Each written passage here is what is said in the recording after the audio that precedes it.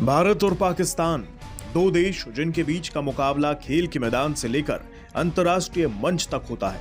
दोनों के बीच वैसे कोई मुकाबला नहीं, क्योंकि एक तरक्की की राह पर बढ़ रहा है तो दूसरा कर्ज तले दबा हुआ है। एक के स्टार्टअप्स देश और दुनिया में रोजगार पैदा कर रहे हैं तो दूसरे के यहाँ कारोबार का बुनियादी ढांचा ही मजबूत नहीं। एक की अर्थव्यवस्था दुनिया में सबसे तेजी से बढ़ने वाली अर्थव्यवस्थाओं में से एक है तो दूसरे की अर्थव्यवस्था कर्ज के शिकंजे में फंस चुकी है।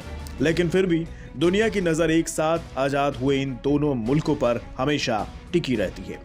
लेकिन क्या पाकिस्तान सही में आज भारत से मुकाबले के लिए बराबरी में है? आज की चर्चा हम इसी पर करेंगे।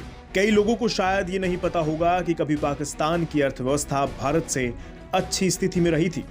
जीडीपी किसी भी देश की आर्थिक सेहत को मापने का सबसे सटीक पैमाना होता है। इसलिए उस लिहाज से देखें तो 1960 में पाकिस्तान की पर कैपिटा जीडीपी 83.33 डॉलर थी, जो भारत से ज्यादा थी।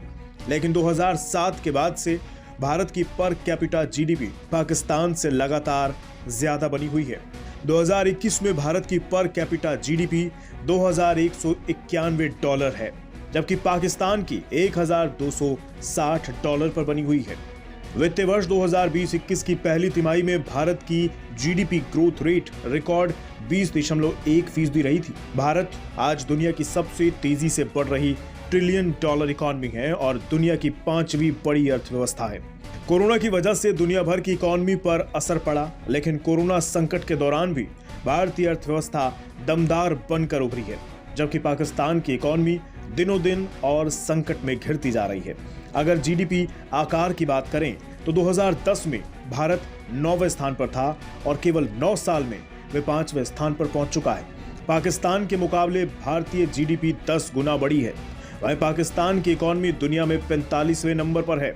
साल 2020 में पाकिस्तान की जीडीपी 2,63,686 मिलियन डॉलर की थी, जबकि भारत की जीडीपी 26,22,983 मिलियन डॉलर की रही थी। परचेजिंग पावर पैरिटी यानी पीपीपी ये शब्द देश के लोगों की खरीदने की ताकत को दिखाता है। इस पीपीपी के लिहाज से भारत का 2019 में तीसरा स्थान था, जबकि पाकिस्तान 24वें स्थान पर था। पाकिस्तान की आर्थिक बदहाली का अंदाजा आप वहां बढ़ रही महंगाई के आंकड़ों से लगा सकते हैं। विश्व बैंक की ease of doing business ranking में पाकिस्तान 108वें नंबर पर है, जबकि भारत 63वें स्थान पर है। क्यों? क्योंकि पाकिस्तान में महंगाई 9% के आसपास बनी हुई है, जबकि भारत में महंगाई दर 6% से नीचे है। इतना ही नहीं, जहां एक और भारत में विदेशी निवेश लगातार बढ़ रहा है, विदेशी लोग भारत के स्टार्टअप्स में अपना पैसा लगा रहे हैं, तो दूसरी ओर पाकिस्तान से विदेशी निवेशक मुंह मोड़ रहे हैं। इस साल जुलाई से अक्टूबर के बीच पाकिस्तान में कुल 662 मिलियन डॉलर का निवेश आया, जबकि भारत ने FY21 के दौरान रिकॉर्ड 81.7 बिलियन डॉलर विदेशी निवेश यानी FDI हासिल किया। स्टेट बैंक ऑफ पाकिस्तान की एक रिपोर्ट की माने तो इस वर्ष अक्टूबर में पाकिस्तान का चालू खाता घाटा बढ़कर 1.6 अरब डॉलर के रिकॉर्ड स्तर पर पहुंच गया है। यह आंकड़ा सितंबर की तुलना में काफी ज्यादा है।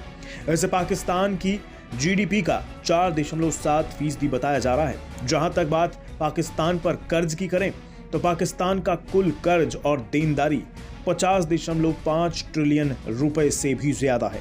इस राशि में 20.7 ट्रिलियन का कर्ज तो अकेले वर्तमान सरकार के माथे है, यानी इमरान सरकार के आने के बाद कर्ज में 70% की बढ़ोतरी हुई है।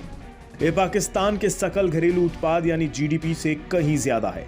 कर्ज के हिसाब से देखें तो पाकिस्तान के हर व्यक्ति पर जून 2018 में 1,44,000 रुपए बकाया था, लेकिन यही कर्ज अब सितंबर 2021 तक बढ़कर 2,35,000 रुपए हो गया है। यानी पाकिस्तान का हर नागरिक कर्ज के जाल में फंस चुका है।